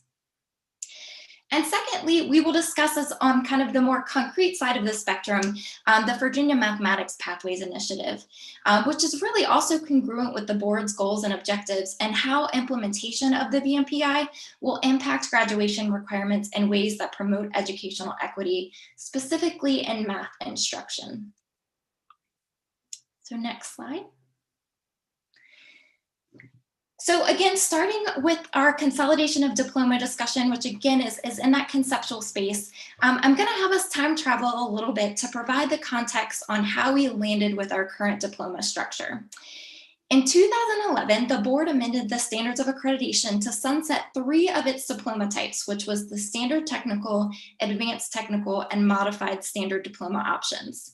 So this brought the total number of available diplomas from 6 to 3 and continues to be our diploma structure today. And while the number of diploma options did not change during the 2017 review of the standards of accreditation, the board has still made several substantive changes to graduation requirements, most notably of them in terms of the number and award of verified credits. So we've seen a reduction in the number of verified credits used for both standard and advanced studies diplomas. And there was also additional options for how you earn verified credits. So, and the intent of these amendments, in short, was really to ensure that our diploma options were more flexible, more meaningful, and more relevant for student goals. Next slide.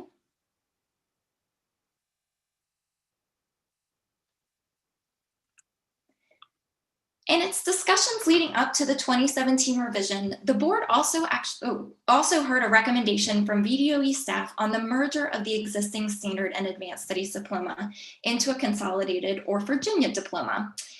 So as drafted here, and I know the font is pretty small, so I will try to walk you through this a little bit in terms of how it's structured. Students would use their first 2 years of high school in general and core courses with course schedules that look largely similar for most students. And then in the 3rd and 4th years, students would be able to take specific courses or focus courses, allowing them individualized academic and career preparation according to their individual interests and post-secondary plans. Additionally, students would earn 5 verified competencies, 1 in each of the core courses and 1 in applied knowledge and skills. And this latter competency would allow students to demonstrate mastery in the 5 C's, as well as in an area that aligned with their individual academic and career plan. So really, in short, the Virginia Diploma was designed to promote life readiness per the profile of a Virginia graduate and create multiple pathways to graduation for those pursuing 2- or 4-year post-graduation programs or their career interests. And I will just say again, for the purposes of our discussion today, this is really only an example of how a consolidated diploma may be structured and not necessarily what one would look like today if the board or SOA special committee decided to move forward, but just a launching pad for our discussion as we continue to flesh out this idea. And next slide. Oh, you're already there. Perfect. So ultimately, after that discussion, the board did decide to maintain the standard and advanced studies diploma and of course incorporated those additional revisions to add those components of flexibility and student individualization. But I just wanted to pause here so you guys can kind of revisit and reorient with the diploma requirements that are currently in effect.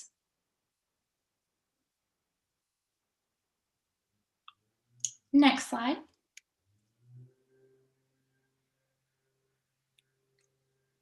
So who is earning the standard and advanced studies diploma? Based on data that we have from our 2019 cohort, the graphic here shows the percentage of students that earn either diploma type by student group. So in the black coloring there, in case you're not able to see the key, is the percentage of each student group earning an advanced study diploma, and the off-white is the percentage earning a standard diploma. So even though the board's revisions to graduation requirements in 2017, again, did offer meaningful solutions in terms of making sure students had additional supports and options in their pathway to either diploma, there does continue to be a stark difference in which students we see earning which diploma. And I'm actually just going to pause there for a second because I think this, or that slide there is meaningful as you're kind of digesting the data and our graduation outcomes.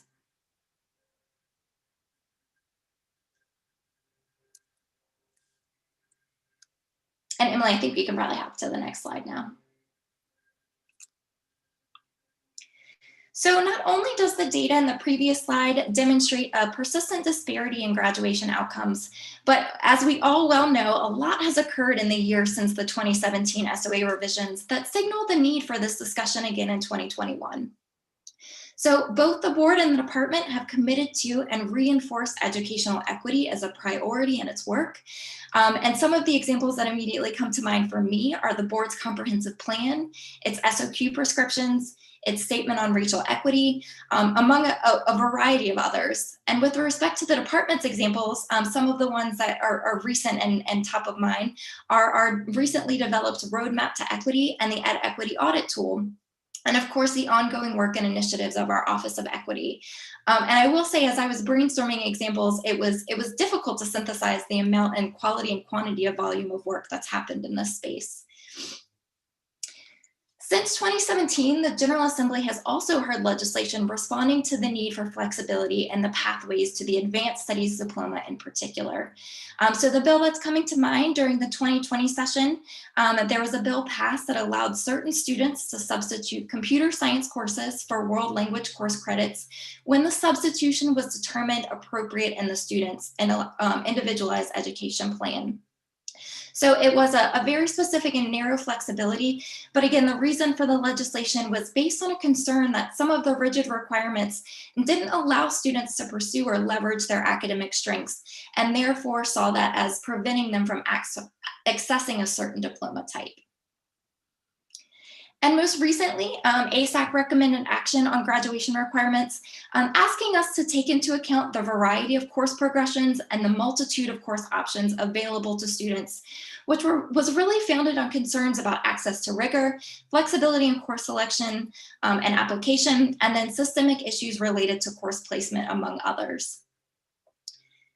So with these things in mind, a consolidated diploma may be worth considering as a continuation of this work and a lot of the kind of evolution that's happened since 2016, and then of course the finalization of the SOA in 2017, and would be a response to a lot of stakeholder advocacy. So at the bottom of the slide, not only may the need exist for us to revisit the conversation, but trends in other states also indicate that a consolidated diploma is a viable one. And 32 other state educational agencies actually have one standard diploma as well. So this would, considering this would bring us in line with national trends. Next slide, Emily. So of course, with any discussion of this magnitude, there will of course be both opportunities and challenge. So what do those look like in these cases? And the information I will add on this slide is part of, or rather is based on some initial feedback that we received from school counselors on the potential for a consolidated diploma and kind of imagining what new diploma structures might look like. And among the opportunities that a consolidated diploma offer is promoting student engagement in courses that foster critical knowledge and skills areas, supporting the ongoing implementation of the profile of the Virginia graduate, which sets shared expectations for students, but also supports individual student goals and aspirations, and employing creative means of awarding student achievement. Oh, and then of course, making diploma requirements a little bit more user-friendly ultimately allows for student empowerment and stronger supports from both staff and family. There are also several challenges identified which would require state and division level leadership to make sure that we are ensuring that staff have the resources they need to align course options with student goals, and that divisions are well equipped to maximize course offerings to that end. Additionally, staff will need to keep top of mind the ways in which a consolidated diploma can award and encourage student achievement. So however, in identifying these challenges at this early stage, staff is of course better equipped to address these challenges and questions in its forthcoming work. Next slide, Emily. So at this point, I'm going to transition us from a more conceptual discussion on the consolidated diploma to a more concrete proposal for which work is already underway and the board and special committee are already familiar with. So I do want to preface this slide just noting that this is a little outside of my area of expertise, so I am doing my best to be a good steward of all of the incredible work that's happened on Michael Bowling's team, and a linchpin of that being work from Tina Mazzacane. So, and just a quick reminder on the premise of the Virginia Mathematics Pathways Initiatives, and hopefully not an oversimplification, but VMPI is really a propose and a shift in the structure and sequence of math coursework for Virginia public school students.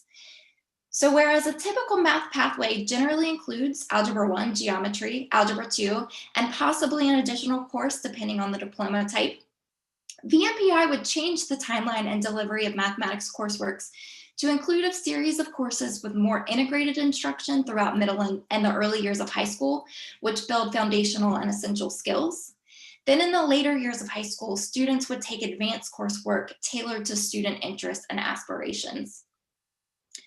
So as that relates to graduation requirements in our presentation here today, the Virginia Mathematics Pathways Initiative will create that common expectation that all students earn 4 credits of high school mathematics, but allows for multiple pathways building from essential concepts to courses that are student selected based on career plans and personal interests. And in this shift, VMPI pathways provide opportunities for all students to truly engage in deeper learning and foster mathematical knowledge and skills in ways that are applicable to their post-secondary aspirations. And so the reason for including VMPI as part of this presentation is first and the more obvious for the impacts that we know it will have on graduation requirements and the work of the SOA Special Committee, but also among the goals of VMPI is to improve equity in mathematics learning opportunities. So similar in spirit to the consolidated diploma, VMPI continues us in our thinking about how to ensure foundational knowledge and skills while promoting individual student pathways to graduation and then success thereafter. Next slide. So our next steps, and as I noted earlier, we are still in the early phases of some of this conceptual work, and therefore still have a to-do list in terms of our due diligence here. So in vetting the concept of a consolidated diploma, staff has already begun outreach and continues outreach to a range of stakeholders that will each bring a unique lens on how such a diploma might be constructed. So stakeholders that we will be spending more time with in the coming weeks include institutions of higher education, our special education community, high school and division administrators, as well as parents and family. Also in next steps, based on our ongoing discussions with the board, staff is also working on the details of VMPI implementation, namely how changes to math course structure will be incorporated into the SOA. And while this work and presentation is preliminary in some ways, staff wanted to be very intentional in its timing for engaging the SOA Special Committee and the board so that our ongoing work was responsive to questions or concerns raised here. Next slide, Emily.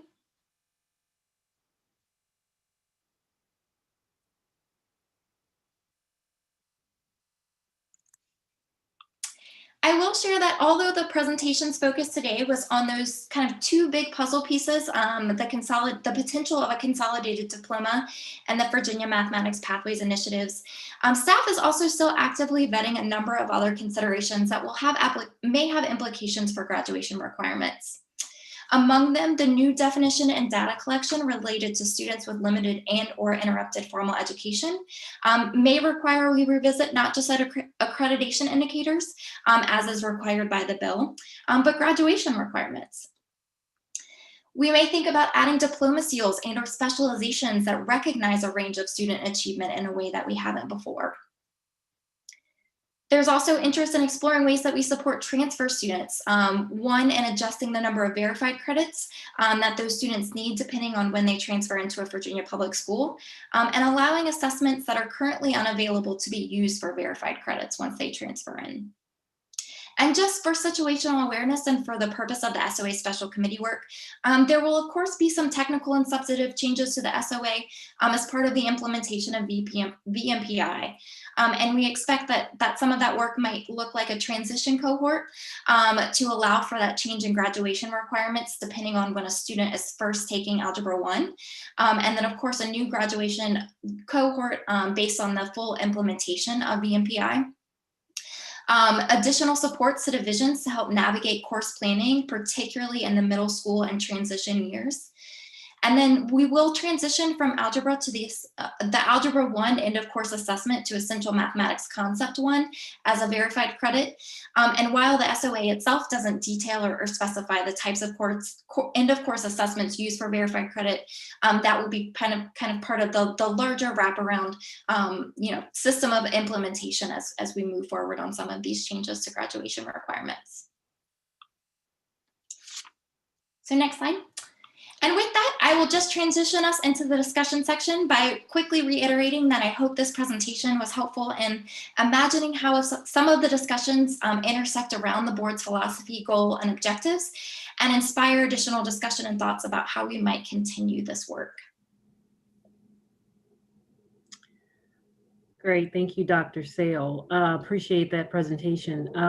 I do have an initial question. You answered part of it towards the end because I was going to ask as far as inputs from post-secondary institutions and perception of is there any history that has shown that advanced diploma students had a competitive edge just because that word happened to be on their resume. So I'm anticipating that's kind of some of the type of feedback you'll be looking to get from those institutions. But relative to the state educational agencies and the fact that there's so many, 32 I think it was, that are just using the one type of diploma, is there also some intention from your team to maybe reach out to some of those some of those agencies and ask if they've seen any particular negative or unintended consequences of just having the one, or just kind of the why behind so many are going to just the one. Is that part of the team's intent, or do you already kind of have a good beat on that? So we're kind of operating at this point from data that was made available through the Education Commission of the states that give a broader lay of the land. But no, I think that's actually an excellent suggestion for some of the ways we might continue to do our due diligence and do some targeted outreach to states that are already there or transitioning or have recently transitioned to one standard diploma to understand, the kind of cost benefit analysis that they did in considering the change and transition. So I'm writing it down on our to-do list as we speak. Great, thank you. Comments, questions from other members of the committee and or board? Dr. Robertson.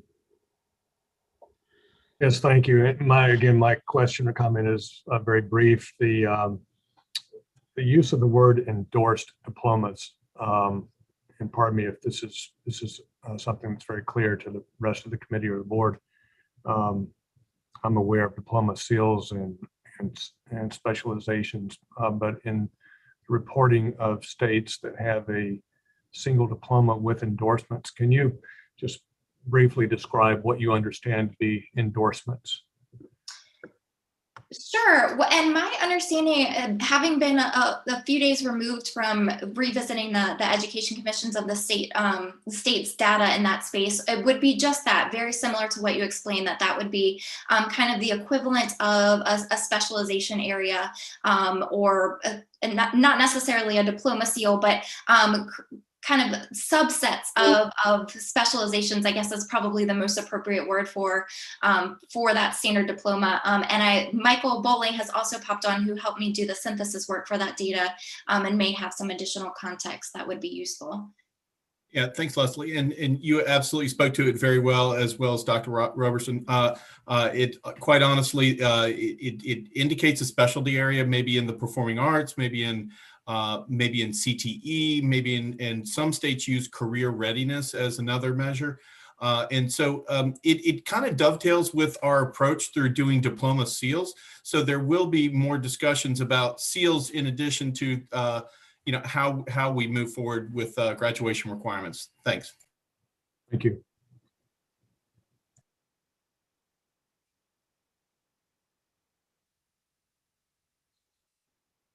Let's try that again off of mute. Mr. Swan. Thank you, Dr. Paxton. My question is, does the Virginia Mathematics Pathways Initiative, is that included in this consolidated diploma, or is that something totally different? Well, and I will share that the consolidated diploma, we provided an example of what that looked like in 2016, which did have 4 credits of mathematics incorporated, but that's not necessarily what that would have to look like this time, although the Virginia Mathematics Pathways Initiative would be a transition to four high school course credits of mathematics. So in that particular regard, I think it would be in alignment with what the 2016 proposal had laid out, but that is not necessarily what we are proposing as a consolidated diploma moving forward. It was just exemplary of what they had explored in years past, but in that limited sense, I think it would look very similar to the 2016 proposal, just because it is that transition to ensuring all students get the 4 high school years of mathematics. Thank you.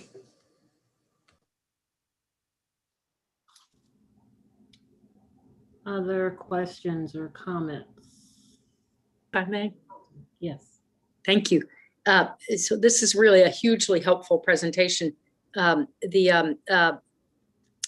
I understand correctly, yeah, if we adopt the recommendations of the Math Pathways Initiative, we would need to increase the requirements. We would need to increase from 3 to 4 the number of required math courses for the current standard diploma recipients.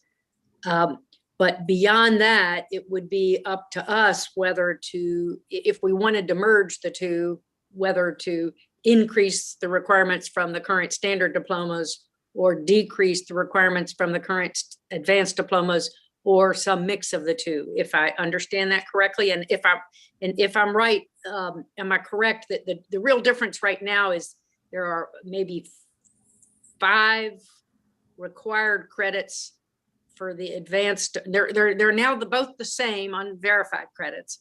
So on the non-verified credits, the advanced diploma students have to take maybe 5 extra courses and 1 fewer elective course. So net 4 more courses. So if we added the math in, then we would be bringing the standard one up. But whether we would add other course requirements for a standard diploma or not would be up to us. And how we answered those questions about the math initiative and or adding other courses, what would be the potential impact on graduation rates? Mm-hmm. Well, and so just to clarify that your understanding of kind of how that would all come together is correct. So if we start with the standard diploma as kind of a baseline for where we're making adjustments, understanding that the implementation of the Virginia mathematics pathways is already moving forward, that is already an increase by 1 standard unit of credit for the standard to get to those total of 4. But then that leaves the 3 remaining in balance to find an equilibrium between a standard and advanced for a consolidated diploma.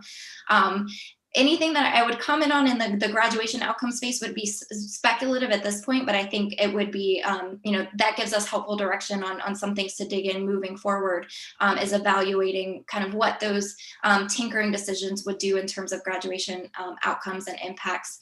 So you would have a very clear sense of, what we might see as outcomes and changes based on the. So, I mean, even for instance, on the math course, I think the impetus behind the Math Pathways Initiative makes a lot of sense. These students who go 1 or more years with no math classes and then go off to community college or 4-year schools and haven't seen a math course in too long. I think it's a really good impetus. But just to be clear, if we add an extra math requirement, and if we possibly add other requirements to what are the current requirements for standard diplomas, it means some students who are just barely scraping by now have got to reach a higher bar before they graduate. So I think that those are students who we would serve them well by pushing them to add a little more, for instance, the math class, but every more thing we push them to add could potentially be 1 more thing that could keep them from graduating. That hence my question.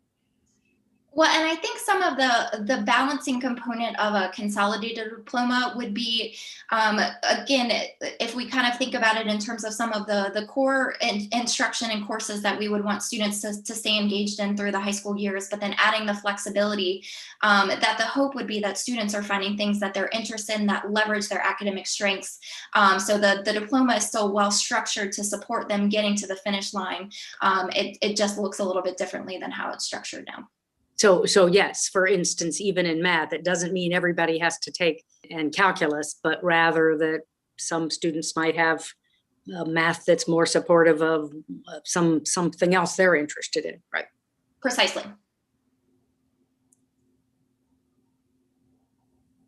Okay. All right, Ms. Davis-Vaught. This might be an oversimplification, but building off of what Mrs. Holton was just saying, so if we increase a verified credit by 1, am I understanding correctly that means that's 1 less elective that students will have to be able to choose from? And so for the increase in the Virginia mathematics pathways as it gets implemented into graduation requirements for the standard diploma, it would be the increase from 3 to 4 in the mathematics discipline area. Because we're still in the preliminary phases of thinking through implementation there is still space for discussion about how that would impact the remainder of the diploma. And so whether we would see, a decrease in an elected course, or maybe there's a increase in standard units of credit for the standard diploma altogether with that additional mathematics course. But it's because we're in the preliminary phases of implementation there. I think that's one of the questions that, that we'll be answering as we think about how that gets incorporated into the standards of accreditation and the existing diploma structure or a new diploma structure, depending on next steps. Mrs. Davis-Walt, I would note that this would not be an increase in verified credits. This would be an increase on the math side on the standard units of credit. So the verified credits, as we currently are thinking of it, would remain the same, 5 for both, which is currently standard and advanced. So that would remain the same. Thank you. I have it now. Thanks. Okay, Mr. Swan. Thank you, Dr. Paxton. I just have some concerns as a teacher with increasing the math, even from tutoring high school students. I believe that we should push students. However, there are just some students who absolutely hate math. And so, I've tutored high school students, and after they finish that third math course, barely scraping by, they're just glad to get it over with. So if you increase or if you give them another math course, I agree with what Ann was saying, it would change the mindset. And I do believe that we should push students, but I just feel like that, you just have those students who hate math. Even teaching 5th grade math, I literally had a student to say, I wish that I could murder the person who created math. So that's just my concern as a classroom teacher. And I appreciate you sharing that, Mr. Swan. And I know the mathematics team has been very intentional to recognize that math may not be a passion of every student, but it has important implications and application for whatever a student wants to do beyond high school, and really making sure that they're set up for success in that way. And so again, as I mentioned with Ms. Holton's question, I think it's striking the balance between ensuring that those students are given the opportunity to build foundational and essential skills, but recognizing that not all students might have the same aspirations or the same passions for after high school, finding out ways that math can be taught and applied in applicable ways that might inspire some different attitudes towards math and math instruction and math learning. And I, of course, will defer to Michael. I know their team has done just a ton of work and how they, that would be structured and how they could support students and shifting to the Virginia Mathematics Pathways Initiative. Yeah, I do would like to respond just a little bit to that, because as a former director of mathematics at the Department of Education, and also now the assistant superintendent, working with Tina Mazzacane has been a real pleasure. And one of the real reasons that we are implementing the Mathematics Pathways Initiative is to help shift and change how students think about mathematics in general.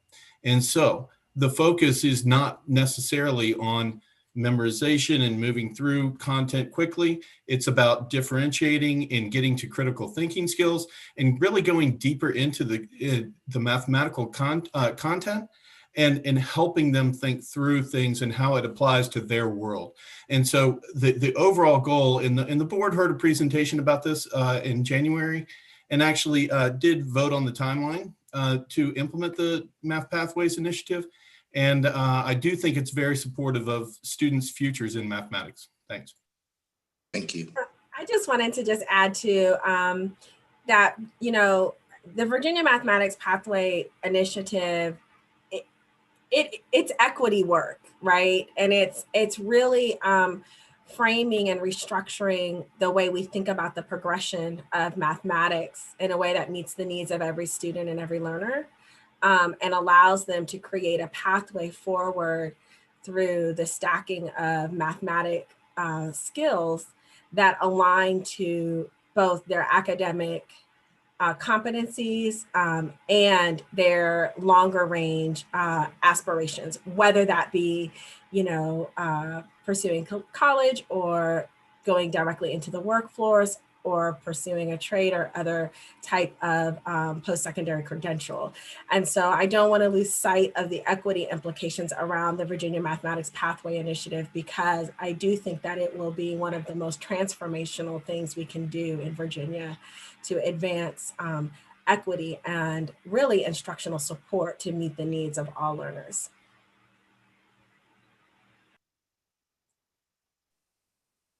Okay, any other comments or discussion? Great. I would like to thank Dr. Sale and Mr. Bowling for providing this information presentation to us. As we wrap up the meeting, I know we're a little bit short on time, but what I would like to do is, as we move forward with this committee's work and start to think about presenting some specific recommendations and revisions to the board this early fall, late summer, I would like to just briefly ask Emily in a second here I'd like to briefly allow the committee the opportunity just to kind of see a review of all the topics that we have explored and learned more about over through a series of presentations, panels, inputs from the department and various stakeholders in the Commonwealth. And I apologize that I just sent this to Emily during this presentation, so she wasn't able to, it wasn't originally provided as part of your pre-reads in preparing for today, but it will be made available in our board book, I'm assuming, for you to digest later. But ultimately what I would like to do is to have an opportunity to allow the board to review this information. Think back if you can. I know we've got some new board members that maybe weren't there, that was not there when we at first were brainstorming. Hey, what are the key tasks? What are the key topics we want to go learn more about? All of those topics have been addressed in one form or fashion, but really look at this list and say, is there anything else as a committee that we feel like we have not dug into enough? And so, if there are some things that kind of stand out to you, I'm going to defer to Emily and or President Gecker if maybe we should make that a priority at the beginning of our June committee meeting to kind of get that feedback. At the same time, maybe by then we'll have an initial draft of just what were the recommendations that were presented to the board, not necessarily recommendations that the board should adopt or anything like that, and really just kind of reconcile that against whether or not we feel like we've done our due diligence. And so just with a couple of the minutes that we have left, are there any comments or thoughts from the committee or even the board as far as off the top of your head, if you know there's something more we'd like to learn more about? I got to change my view here so I can see all of you guys. Dr. Pexton, I can stop screen share if that would be helpful. I'm good right now. I don't see any heads raised. I think everybody's deep into reading the slide, but so seeing no initial thoughts or comments, I don't want to close the book on, hey, is there anything else? So I would like to ask the committee just to continue to consider what we've reviewed and if there's anything else. Emily, I guess, could we offer maybe the committee, we have to be thoughtful about how we communicate. Could we offer maybe if there's a recommendation that they send it directly to you or directly to me, or what would you advise? Absolutely. I think if there are any kind of glaring omissions that we haven't really dug into over the last several months, if you can please email Dr. Pexton and myself, that would be very helpful. As she mentioned, we are trying to wrap up the special committee's work over the next couple of months and bring recommendations to the full board, but we certainly don't want to miss anything that somebody would like us to dive into. I will note that over the last couple of months, we have created the presentation schedule and work plan based off of the November discussion that the special committee have. And so we have, I think, checked every box there as it relates to things within the SOA. But again, if there's anything we're missing, anything you'd like us to revisit, we want to make sure that we have an opportunity to do that, hopefully in June, so that we can then start bringing some very specific recommendations forward for the committee to consider and to potentially vote on.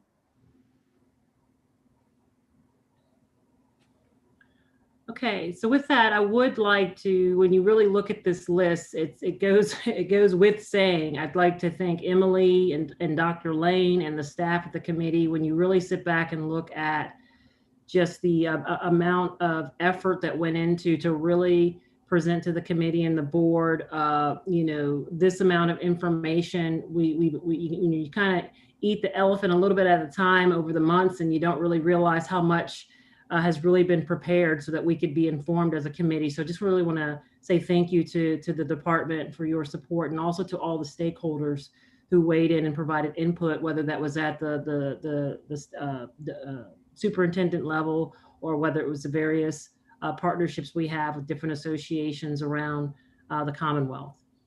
So to wrap up today's meeting, I'd like to again thank everybody for the robust discussions today. Our next meeting will be June 16th.